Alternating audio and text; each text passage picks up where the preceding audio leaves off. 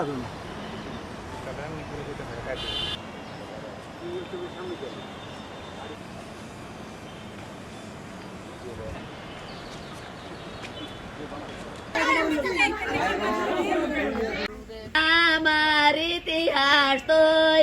ঘটনার ধারাবাহিকতায় ঘটনার পরপরই আমরা দ্রুত একটি তদন্ত দল গঠন করি এবং তদন্ত দল এই আসামিদের ধরার লক্ষ্যে কাজ শুরু করে। এই ধারাবাহিকতায় আমরা গতকাল মামলার প্রধান আসামি আলাউদ্দিন ওরফে হীরাকে আমরা গ্রেফতার করতে সক্ষম হই। মূলত তার নেতৃত্বেই এই নৃশংস ঘটনাটি সংঘটিত হয়। পরবর্তী আসামিদের তথ্য অনুযায়ী আমরা আমাদের নারায়ণগঞ্জ র্যাব 11-র একটি দল এবং র্যাব 1-এর একটি যৌথ দল গাজীপুর জেলা কালিয়াকৈর থানাধীন রতনপুর এলাকা থেকে মামলার অপর 3 আসামি আলামিন, রাসেল এবং সানি 3 জনকে গ্রেফতার করে। এখন জন্ম সনদ দিয়ে খোলো বিকাশ স্টুডেন্ট অ্যাকাউন্ট, নিজের বিকাশ নিজে কর। ঘটনা তদন্তে জানা যায় যে নিহত ভিকটিম সুরজ মিয়া এলাকার সাবেক মেম্বার এবং তিনি ইউনিয়ন আওয়ামী লীগের অর্থ সম্পাদক। এছাড়াও তিনি আলিপাড়া জামে মসজিদের মসজিদ কমিটির সভাপতি। তিনি এলাকার গণ্যমান্য ব্যক্তি হিসেবে পরিচিত এবং তিনি এলাকায় বিভিন্ন সমস্যার সালিশি করতেন। গ্রেফতারকৃত আসামির এলাকার চিহ্নিত সন্ত্রাসী, চাঁদাবাজ এবং একাধিক মামলার আসামি। ঘটনার 10-15 দিন পূর্বে গ্রেফতারকৃত আসামি হীরা ও তার ভাই সালু তারা উক্ত এলাকার একটি নির্মাণাধীন ভবনে চাঁদাবাজি করতে যান। তাদের চাঁদায় অতিষ্ঠ হয়ে ভবন মালিক তিনি আমাদের যে ভিকটিম সুরজ মিয়া তার কাছে তিনি বিচার দেন, যেহেতু তিনি বিচার সালিশ করতেন এলাকায়।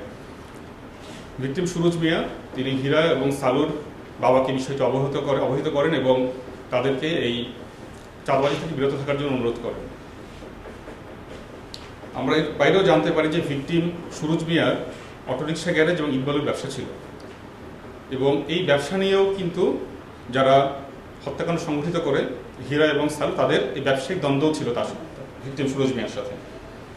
কিন্তু এই বিষয়টি আরও অবনতি হয় যখন এই সালিশের বিষয়টি যখন আসে। এখন জন্ম সনদ দিয়ে খোলো বিকাশ স্টুডেন্ট অ্যাকাউন্ট, নিজের বিকাশ নিজে কর। এরই পরিপ্রেক্ষিতে গত 27 জুন দুপুরে যখন সুরজ মিয়া তিনি আলিপাড়া জামে মসজিদে নামাজে যান, এ সময় আলাউদ্দিন হীরা সে এবং তার 20-25 জনের একটি দল ভিকটিম সুরজ মিয়ার বড় ছেলে রাজু এবং ছোট ছেলে জনি তাদেরকে রাস্তায় পায় এবং রাস্তাদেরকে কুপিয়ে গুরুতর আহত করে। এই ঘটনাটি শুনতে পেরে ভিকটিম সুরজ মিয়া তার সন্তানদের বাঁচাতে দ্রুত ঘটনাস্থলে যান। সুরজ মিয়াকে দেখে আসামিরা আরও ক্ষিপ্ত হয় এবং তার উপরেও দেশীয় অস্ত্রশস্ত্র, রামদা, রড এগুলো চাপাতি দিয়ে তারা কোপাতে শুরু করে।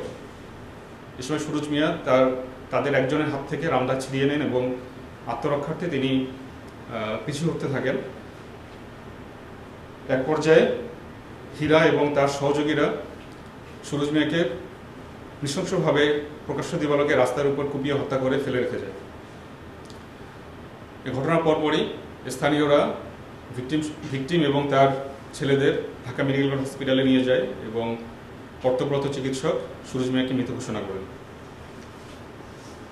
গ্রেফতারকৃত 1 নম্বর আসামি আলাউদ্দিন হীরার বিরুদ্ধে ফতুল্লা থানায় চুরি, ডাকাতি, হত্যা চেষ্টা এবং গুরুতর জখমসহ 10-এর অধিক মামলা এবং জিডি রয়েছে।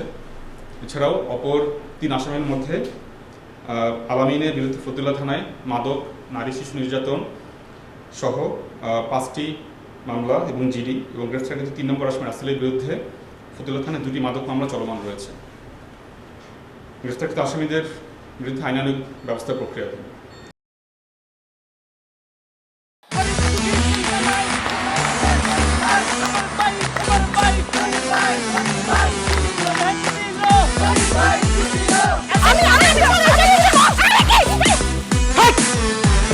কি ধরনের আকাম করেছে জানো? সারা বিয়ে করলো 2 খান, কিন্তু ফেসবুকে রিপোর্ট করেছে 1 খান।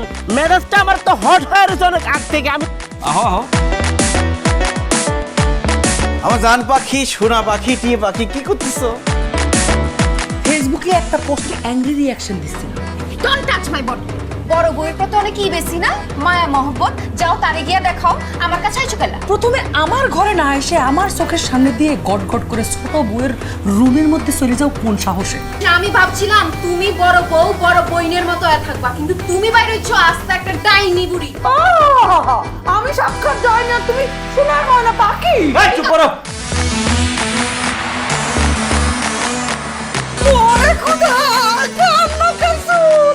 গুলশান বানানির মায়েরা যেমন চুল কালার করে না, আমার তো মনে হইতেছে গনি মিয়া কোনো গুলশান বানানির মডার্ন মায়ের প্রেমে পড়ছে। আমি জীবনে বিয়া যদি করি একখান করবো দুইখান করবো না। তোরে তিনে আমার করব। বাইরে আরে কি করতেছ? আরে বাইরে করতে বাইরে যা কইছি শুনো, গড়তে বাইরে তুমি। কি করতেছো তুমি? কোথায় যাচ্ছ স্বামী আমার? হ্যাঁ, তুমি ছাড়া মোর কোনো গতি নাই, তোমার ঘরে একটুখানি দাও ঠাই। দেখাইতেছে ছোট বউ তার আসল রূপ, নাগিনী সাপিনী। শুনছি ভালোবাসা টিকে থাকে বিশ্বাসের উপর। আমার উপর তোমাদের সেই বিশ্বাস ছিল, আজকে দেখতেছি আমার উপর আর কোনো বিশ্বাস নাই। যেহেতু বিশ্বাস নাই, তোমাদের সাথে থাকার কোনো ইচ্ছা আমার নাই।